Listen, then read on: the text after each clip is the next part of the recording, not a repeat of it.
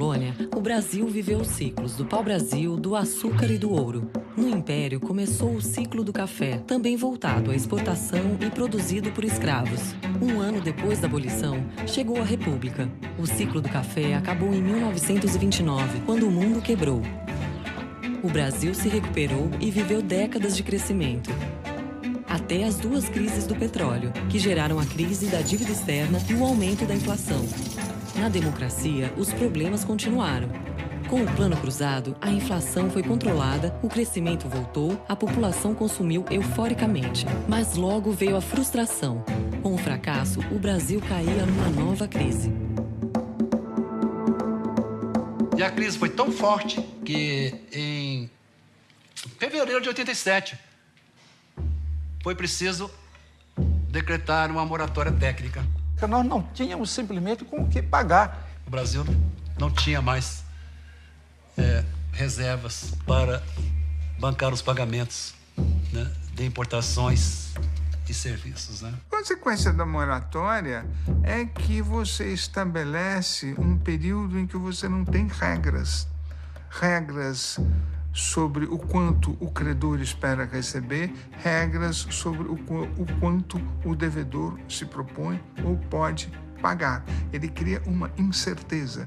E isso, para o funcionamento dos mercados, é a pior coisa que possa haver. A moratória foi um efeito extremamente deletério, porque atrasou o nosso desenvolvimento muitos anos. Longos anos de padecimento até que o país pudesse ser novamente aceito na comunidade internacional. Não tivemos entrada nenhuma de capital no Brasil. E não se podia fazer acordo naquela época com o FMI. O FMI era considerado o Beelzebub naquela época. E as dificuldades econômicas, que eram enormes, aumentaram sensivelmente. E era um momento de crise muito aguda e muito forte no Brasil. Era fundamentalmente uma crise financeira, a crise da dívida externa, e era uma crise de alta inflação inercial. Tão alta que se falava em inflação mensal, não anual. Foi esse tipo de quadro que eu recebi no colo em abril de 87. Embora o Cruzado tivesse fracassado, permaneceu a ideia de que a inflação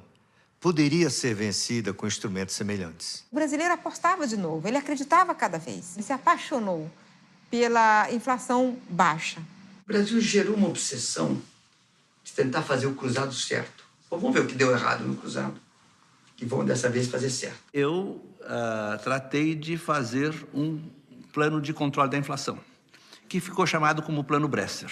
Você faz pela segunda vez, sua peça diminuiu, suspeita que não vai funcionar, aumenta muito.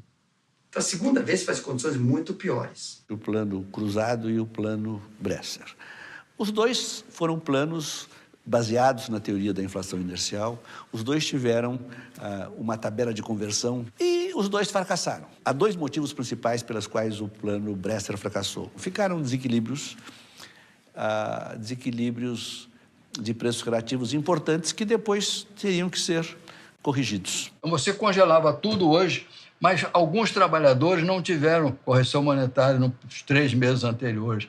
O telefone não teve correção, a energia elétrica não teve. Tem que corrigir. Quando você congelava tudo e depois corrigia alguns itens, a inflação voltava. A outra razão foi que eu não tinha apoio do presidente para fazer o ajuste fiscal. E era preciso um ajuste fiscal forte, mas o presidente não tinha condições de fazê-lo. Porque quando você tem um orçamento deficitário, ou você vai aumentar a taxa de juros no país, porque o Tesouro Nacional vai ter que se endividar mais, ou você vai gerar inflação, ou as duas coisas. As despesas estavam muito maior que as receitas e tinha um déficit muito grande e isso também inviabilizava o controle da inflação. Em maio, Maílson da Nóbrega assumiu a Fazenda. João Batista de Abreu assumiu o planejamento. Começou uma história de que a gente ia fazer um congelamento. A sociedade brasileira, ela passou a não acreditar mais de que o governo fosse capaz, vamos dizer, de encaminhar uma solução duradoura para a estabilidade econômica. Era preciso conquistar a opinião pública para a ideia de que não iríamos congelar de novo. Não se podia fazer nada mirabolante, também porque as regras de tudo estavam sendo reescritas. Assembleia Nacional Constituinte, prometida por Tancredo Sarney durante a campanha, que se instala em fevereiro de 87. O grande progresso do Brasil, esse progresso institucional, começou na Constituição de 88. Assegura a uma institucionalidade democrática. A Constituinte foi uma bênção, mas a instabilidade, o país ficou quase 2 anos sem conhecer as regras básicas. Mas, depois de 18 meses de trabalho, finalmente a Constituição foi promulgada. A Constituinte encerra os trabalhos. Todos os partidos assinam a nova carta, menos o PT. A redemocratização está completa e o país pronto para o aprendizado da democracia plena. A Constituição, no capítulo de finanças públicas, é uma boa Constituição, é moderna. Nós, brasileiros, temos muito orgulhado. O novo modelo de finanças públicas era formado de um tripé, que era o orçamento da União e da Seguridade Social, o plano plurianual de investimentos e a lei, a LDO. Um plano plurianual de investimentos. É um plano que o governante tem que fazer no primeiro ano do seu mandato para validade para os 4 anos seguintes. Porque o investimento público tem que ser visto num horizonte muito mais amplo do que de 1 ano. Tinha a lei anual chamada LDO. O objetivo da Lei de Diretrizes Orçamentárias foi permitir que o Poder Legislativo pudesse dar orientações ao Poder Executivo na elaboração do orçamento. A Constituição de 1988 permitiu que os parlamentares pudessem emendar o orçamento, mas com algumas regras importantes. Não permite criar despesa sem receita. Se ele quer fazer uma emenda, ele tem que dizer de onde virá esse dinheiro. Mesmo com novas regras, a inflação não parava de se acelerar. Em vez de impor um novo plano econômico, o governo tentou firmar com a sociedade o Pacto Social. Naquele sonho, na época, de uma forma negociada, conseguir estruturar um programa de combate à inflação. Com a participação do setor privado, dos empresários, dos trabalhadores, não é uma coisa simples. O Pacto Social não funcionou. E a inflação continuou se acelerando. A série de congelamentos virou uma profecia que se autorrealizava. O processo inflacionário se tornou crônico. Não só se tornou crônico, como a cada choque ele se acelerava. Era o seguinte, você fazia um congelamento, todo mundo dizia, não vai funcionar. A população corria e comprava o mais rapidamente possível, gerava uma pressão de preço por excesso de demanda. Quando o congelamento finalmente não funcionava, todos os empresários em massa falaram, vai ter outro. Então, eu vou subir meu preço o mais rápido possível, porque quando chegar o próximo, já estou bem posicionado. Como a inflação acelerava, não dá para sustentar politicamente, tem que fazer um outro congelamento. No agosto de 88, a inflação bateu 20% ao mês. Chegamos à conclusão, olha, a gente precisa recorrer a um congelamento e quem sabe não vai dar certo. Sarney tenta de novo controlar a inflação. Ele congela preços e salários com o Plano Verão. Nós tiramos 3 zeros e criamos o Cruzado Novo. Nós não éramos ingênuos ao ponto de acreditar que o Plano Verão pudesse ser uma solução definitiva. O congelamento era como um remédio que se toma para controlar a febre. Mesmo que não resolva a doença, se precisa tomar, porque a febre descontrolada pode levar ao colapso do corpo. O Plano Verão também não funcionou.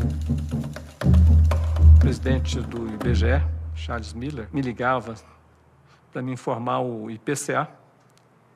Eu era o primeiro a saber. Eu sempre tinha aquela esperança que ele fosse me informar, ministro, IPCA esse mês desacelerou, mas ele sempre introduzia, ministro, tem uma péssima notícia para lhe dar. Aí eu tinha aquele impulso de desligar o telefone. Aí eu ligava para o Maílson. Aí eu fazia o papel do mensageiro das péssimas notícias. A inflação começou a dar pulo. Ela foi para 100, 200, 500, 800, passou de 1.000, 2.000. Em dezembro, passou de 50%. A hiperinflação no Brasil surge no primeiro governo democrático, na ausência de guerra, revolução, terremoto, furacão. Todos os outros casos de hiperinflação começam com alguma coisa desse tipo. Uma vez eu entrevistei uma mulher, ela falou para mim assim, dizem que o Brasil não teve guerra? Teve guerra, sim. A guerra contra a inflação foi uma guerra que deixou vítimas. Nesse momento aí que a inflação chegou a 80%, era desespero puro, né? Os preços do mercado estavam subindo a cada dia, mas o seu salário só subia de 3 em 3 meses. Ao final dos 3 meses, estava com a língua para fora, porque o seu salário já não estava valendo nada. A inflação foi tão violenta que a prefeitura passou a pagar os seus funcionários quinzenalmente. Mas a maioria dos brasileiros precisava de outras estratégias para se proteger. A inflação inflacionou a vida das pessoas. Você tinha o tempo todo ficar pensando como é que eu posso fazer para me defender disso. Obviamente, o que o trabalhador fazia é gastar o mais rápido possível.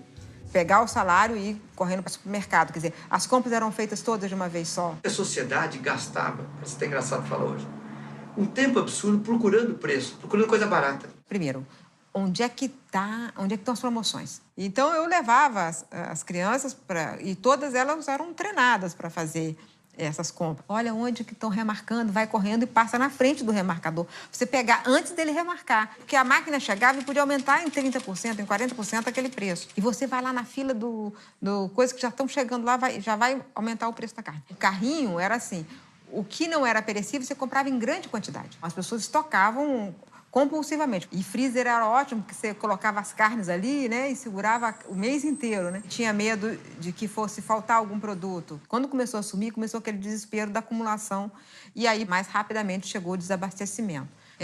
Carne sumiu completamente, óleo de soja foi racionado, açúcar foi racionado, teve momentos que feijão era racionado. Surgia a informação de que ia subir a gasolina, e aí todo mundo saía correndo de onde tivesse, largava a mesa de trabalho, largava o que estava fazendo, largava filho com alguém, com o vizinho, e saía correndo com o carro para o posto de gasolina, porque você ia ganhar ter um ganho de 30%, pelo menos naquele tanque, né? Você vivia uma ilusão monetária, você não sabia o valor das coisas. Você olhava para uma coisa e você não sabia se ela era caríssima ou se você estava fazendo o melhor negócio da sua vida. Se você comprou a 10, amanhã ia estar a 20. E podia ser um bom negócio ser 20, porque no próximo mercado podia ser 25. Aconteceu várias vezes comigo. Com a idade eu fiquei míope. Eu olhava o produto lá longe e achava... Estava na dúvida, é 10 ou 100? Eu completa falta de noção dos preços, porque eles variavam por hora. 6 meses já era uma incerteza absoluta, quer dizer, não dá nem para planejar nada. E por não existir uma capacidade de planejamento, também tudo era feito muito com um horizonte muito de curto prazo. Então, era um ambiente muito hostil, digamos assim, para investimento, para planejamento, para tudo mais. O financiamento era muito difícil, não havia possibilidade de você alongar o crédito. As pessoas investiam em cadernetes de poupança, moeda estrangeira e títulos do governo, porque davam liquidez diária com correção monetária. Nós chegamos a ter, eu lembro disso, taxa de juros de 1% ao dia. Era o chamado overnight. Os pobres não tinham acesso a contas de overnight na época, protegidas da inflação. Tinha 40% da população, no máximo, com dinheiro no banco. E eu, que não tinha conta no banco, que recebia o salário, estava perdido, porque a inflação comia o salário, aumentava, portanto, mantinha e ampliava o número de pobres no Brasil. Existe uma ligação direta, mais inflação leva a maior desigualdade. Então, combater a inflação é prioridade com a distribuição de renda e tornar a sociedade mais justa. O pior número foi 89, foi o ápice da desigualdade brasileira. Foi o período onde a inflação atingiu o patamar mais alto, e talvez não por coincidência. A gente era mais ou menos concorrente direto da África do Sul na época do apartheid. Os 10% mais ricos detinham 50% da renda, quase exatamente. Os 50% mais pobres, 10% da renda. Isso, evidentemente, criava um enorme empecilho ao desenvolvimento econômico. Com o Plano Verão, a nossa expectativa era de que trouxéssemos a inflação para a região de 1 a 2% ao mês. Não deu certo porque as condições não eram propícias. Não havia como complementar a oferta doméstica com produtos importados.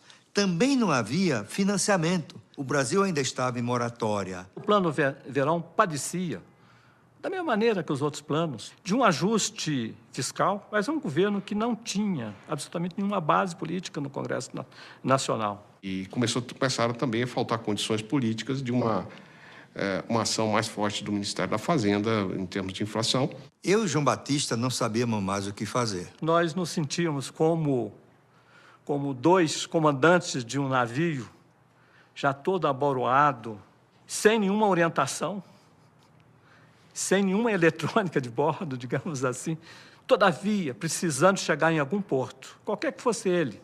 Um porto seguro significava concluir o mandato do presidente Sarney, assegurar que as eleições ocorressem da forma mais pacífica possível e que, apesar da inflação, de alguma desorganização, entregássemos o país ao novo governo. É uma expectativa que um novo presidente pudesse mudar as coisas. O novo presidente, aí sim, com força política, com bases políticas sólidas, pudesse, então, propor um programa efetivo de estabilização econômica. O eterno Ulisses, um histórico Brizola e o persistente Maluf estão entre os candidatos. Fernando Henrique apoia o tucano Mário Covas. O ex-operário Lula conquista as esquerdas. Collor, com 28% dos votos, e Lula, com 16%, vencem o primeiro turno. Covas e Brizola sobem ao palanque de Lula no segundo turno. E Fernando Henrique também participa do comício que fecha a campanha do PT. O doutor Ulisses Guimarães, o Mário Covas, o Lula, o Brizola, todos os líderes que tinham lutado fortemente pela democracia do Brasil, todos foram derrotados por uma pessoa vinda, né, do Nordeste que ninguém conhecia, uma revista. E o Brasil, então, elege em eleições livres e limpas, democráticas, o primeiro presidente eleito diretamente depois da ditadura, Fernando Collor de Mello. Fernando Collor de Mello assumiu a presidência da República em 1990, prometendo modernizar o país, desestatizar a economia, extinguir as mordomias e abrir o mercado para os produtos estrangeiros eram algumas das propostas. Uma vitória do presidente Collor nas urnas que trouxe algum tipo de expectativa ou de esperança de que algo fosse feito com relação à inflação. É o primeiro presidente eleito, né? Mesmo quem não votou nele achava que podia ser um novo momento.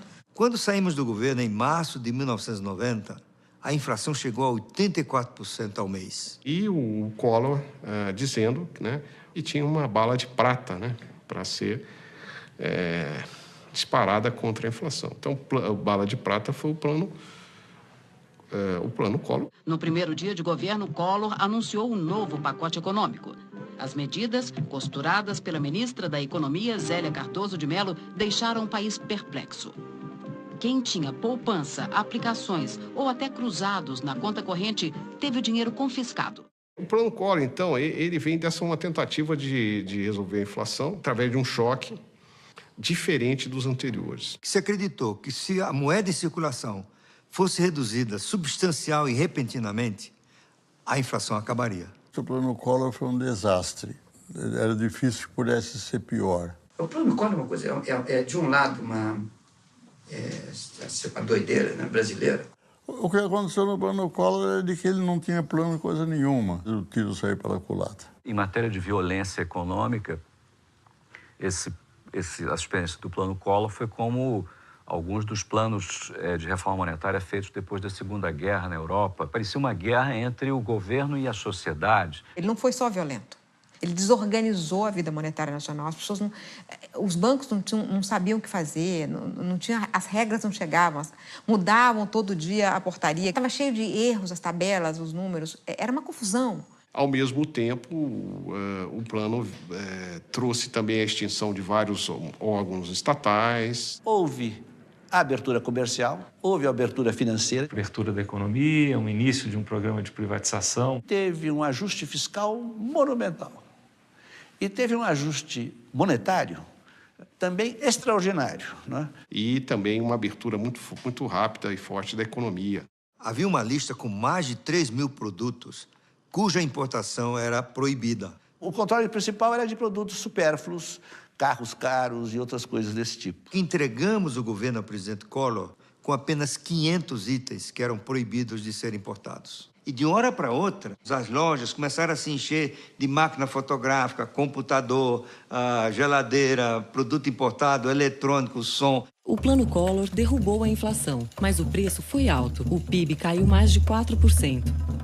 O plano impôs à economia brasileira um choque muito forte, né, que provocou uma queda expressiva da atividade econômica. A empresa tinha 3 alternativas.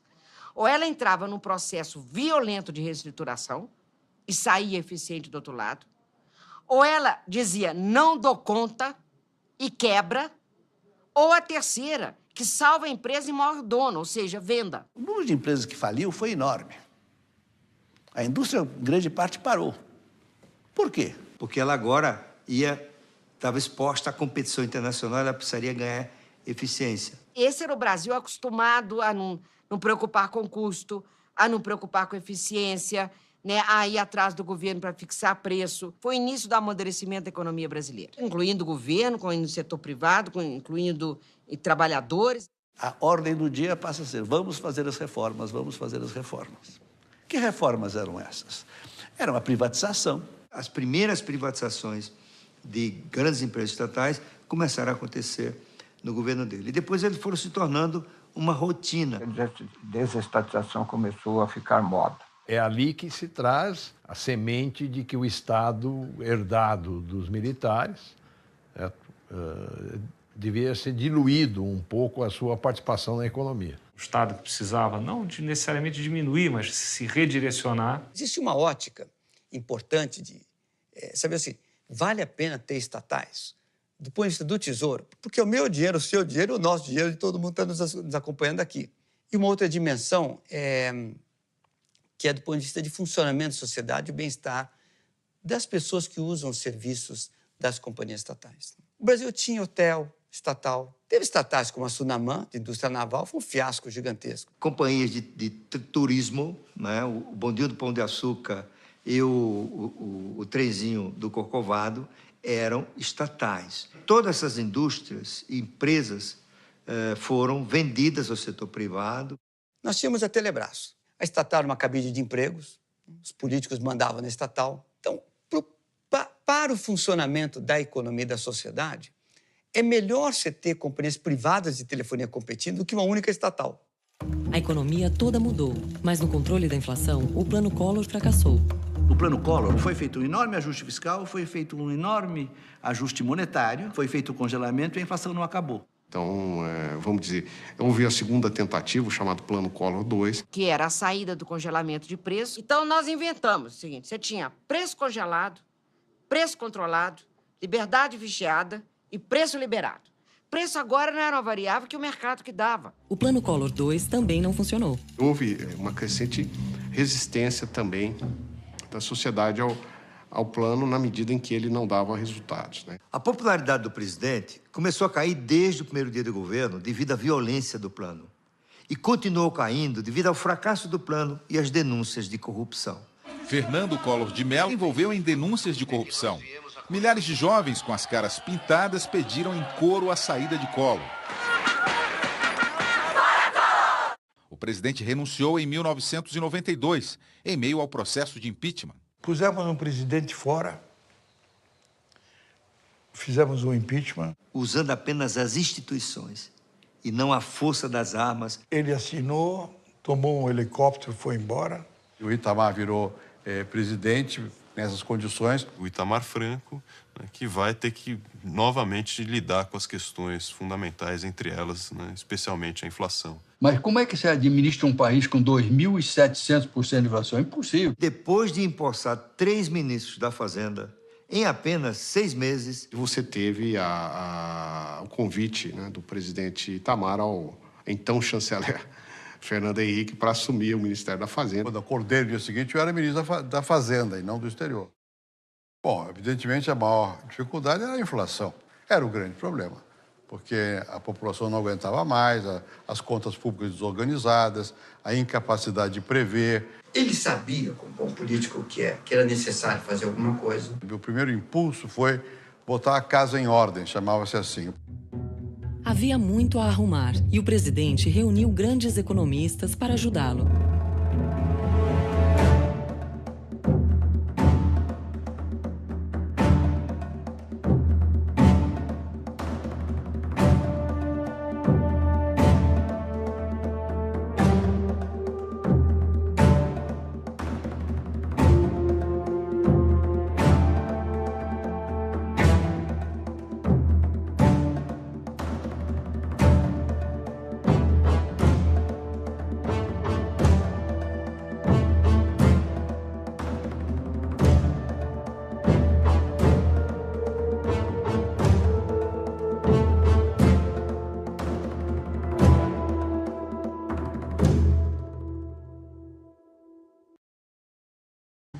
Nesse momento aí que a inflação chegou a 80%, era desespero puro, né? Os preços do mercado estavam subindo a cada dia, mas o seu salário só subia de 3 em 3 meses. Ao final dos 3 meses, estava com a língua para fora, porque o seu salário já não estava valendo nada.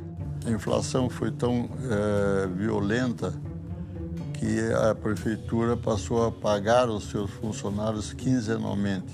Mas a maioria dos brasileiros precisava de outras estratégias para se proteger. A inflação inflacionou a vida das pessoas. Você tinha o tempo todo ficar pensando como é que eu posso fazer para me defender disso. Obviamente, o que o trabalhador fazia é gastar o mais rápido possível. Pegar o salário e ir correndo para o supermercado. Quer dizer, as compras eram feitas todas de uma vez só. A sociedade gastava, isso é engraçado falar hoje, um tempo absurdo procurando preço, procurando coisa barata. Primeiro, onde é que estão as promoções? Então, eu levava as crianças e todas elas eram treinadas para fazer essas compras. Olha onde que estão remarcando, vai correndo e passa na frente do remarcador. Você pegar antes dele remarcar, porque a máquina chegava e podia aumentar em 30%, em 40% aquele preço. E você vai lá na fila do coisa que já estão chegando lá, já vai aumentar o preço da carne. O carrinho era assim, o que não era perecível você comprava em grande quantidade. As pessoas estocavam compulsivamente. E freezer era ótimo, porque você colocava as carnes ali, né, e segurava o mês inteiro, né? Tinha medo de que fosse faltar algum produto. Quando começou a sumir, começou aquele desespero da acumulação. E aí, mais rapidamente, chegou o desabastecimento. Carne sumiu completamente, óleo de soja foi racionado, açúcar foi racionado, teve momentos que feijão era racionado. Surgia a informação de que ia subir a gasolina, e aí todo mundo saía correndo de onde tivesse, largava a mesa de trabalho, largava o que estava fazendo, largava filho com alguém, com o vizinho, e saía correndo com o carro para o posto de gasolina, porque você ia ganhar ter um ganho de 30%, pelo menos naquele tanque, né? Você vivia uma ilusão monetária, você não sabia o valor das coisas. Você olhava para uma coisa e você não sabia se ela era caríssima ou se você estava fazendo o melhor negócio da sua vida. Se você comprou a 10, amanhã ia estar 20. E podia ser um bom negócio ser 20, porque no próximo mercado podia ser 25. Aconteceu várias vezes comigo. Com a idade, eu fiquei míope. Eu olhava o produto lá longe e achava... Era fundamentalmente uma crise financeira, a crise da dívida externa, e era uma crise de alta inflação inercial. Tão alta que se falava em inflação mensal, não anual. Foi esse tipo de quadro que eu recebi no colo em abril de 87. Embora o cruzado tivesse fracassado, permaneceu a ideia de que a inflação poderia ser vencida com instrumentos semelhantes. O brasileiro apostava de novo, ele acreditava cada vez. Ele se apaixonou pela inflação baixa. O Brasil gerou uma obsessão de tentar fazer o cruzado certo. Vamos ver o que deu errado no cruzado e vamos dessa vez fazer certo. Eu tratei de fazer um plano de controle da inflação, que ficou chamado como Plano Bresser. Você faz pela segunda vez, surpresa diminuiu, suspeita que não vai funcionar aumenta muito. Então, a segunda vez faz condições muito piores. O Plano Cruzado e o Plano Bresser. Os dois foram planos baseados na teoria da inflação inercial. Os dois tiveram uma tabela de conversão e os dois fracassaram. Há dois motivos principais pelos quais o Plano Bresser fracassou. Ficaram desequilíbrios de preços relativos importantes que depois teriam que ser corrigidos. Você congelava tudo hoje, mas alguns trabalhadores não tiveram correção monetária nos 3 meses anteriores. O telefone não teve correção, a energia elétrica não teve. Tem que corrigir. Quando você congelava tudo e depois corrigia alguns itens, a inflação voltava. A outra razão foi que eu não tinha apoio do presidente para fazer o ajuste fiscal. E era preciso um ajuste fiscal forte, mas o presidente não tinha condições de fazê-lo. Porque quando você tem um orçamento deficitário, ou você vai aumentar a taxa de juros no país, porque o Tesouro Nacional vai ter que se endividar mais, ou você vai gerar inflação, ou as duas coisas. As despesas estavam muito maiores que as receitas e tinha um déficit muito grande e isso também inviabilizava o controle da inflação. Em maio, Maílson da Nóbrega assumiu a Fazenda. João Batista de Abreu assumiu o planejamento. Começou uma história de que a gente ia fazer um congelamento. A sociedade brasileira, ela passou a não acreditar mais de que o governo fosse capaz, vamos dizer, de encaminhar uma solução duradoura. para a estabilidade econômica. Era preciso conquistar a opinião pública para a ideia de que não iríamos congelar de novo. Não se podia fazer nada mirabolante, também porque as regras de tudo estavam sendo reescritas. Assembleia Nacional Constituinte, prometida por Tancredo Sarney durante a campanha, que se instala em fevereiro de 87.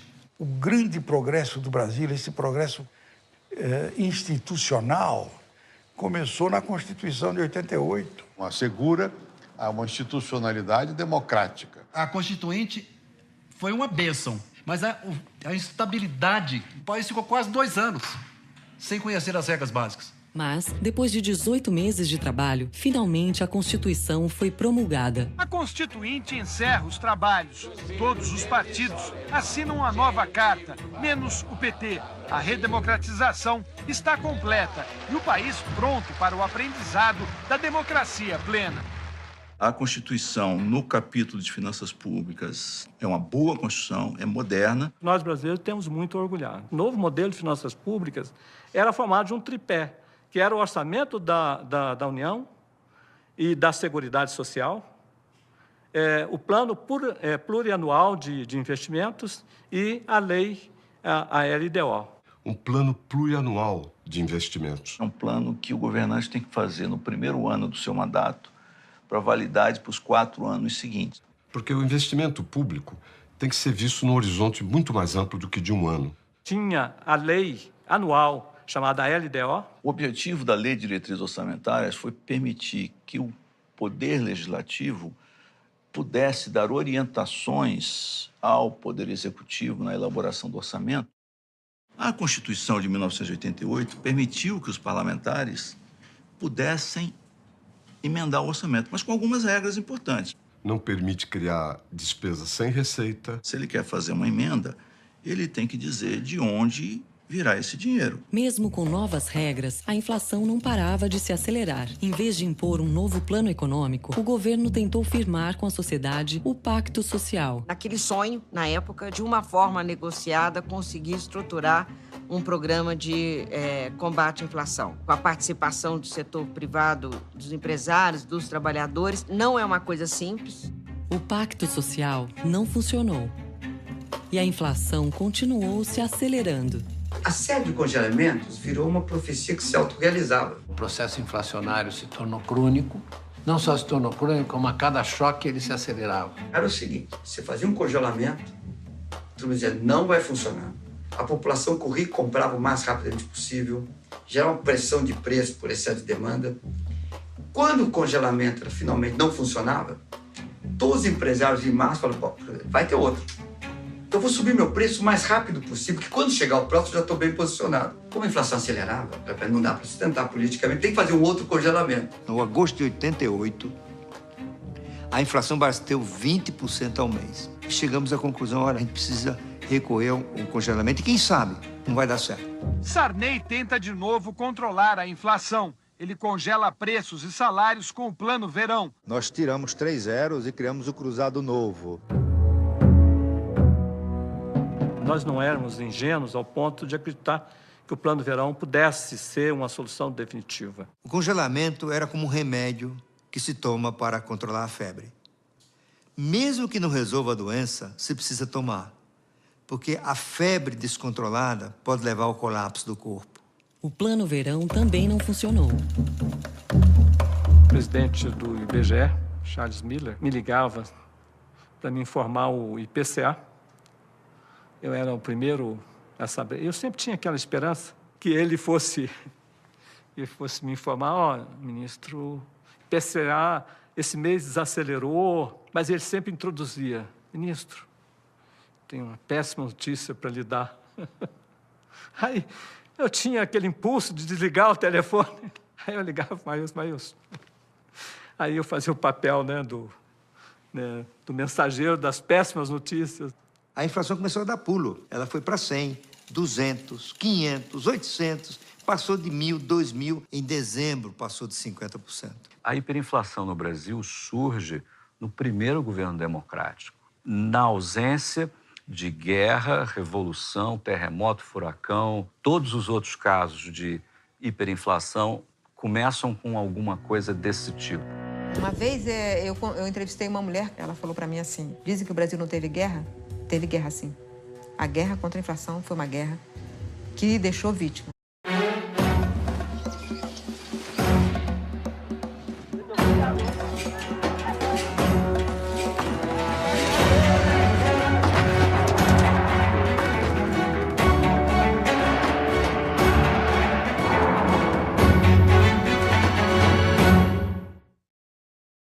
Como colônia, o Brasil viveu os ciclos do pau-brasil, do açúcar e do ouro. No Império, começou o ciclo do café, também voltado à exportação e produzido por escravos. Um ano depois da abolição, chegou a República. O ciclo do café acabou em 1929, quando o mundo quebrou. O Brasil se recuperou e viveu décadas de crescimento. Até as duas crises do petróleo, que geraram a crise da dívida externa e o aumento da inflação. Na democracia, os problemas continuaram. Com o Plano Cruzado, a inflação foi controlada, o crescimento voltou, a população consumiu euforicamente. Mas logo veio a frustração. Com o fracasso, o Brasil caía numa nova crise. E a crise foi tão forte que em fevereiro de 87 foi preciso decretar uma moratória técnica. Nós não tínhamos simplesmente com o que pagar. O Brasil não tinha mais reservas para bancar os pagamentos, né, de importações e serviços. Né? A consequência da moratória é que você estabelece um período em que você não tem regras. Regras sobre o quanto o credor espera receber, regras sobre o quanto o devedor se propõe ou pode pagar. Ele cria uma incerteza.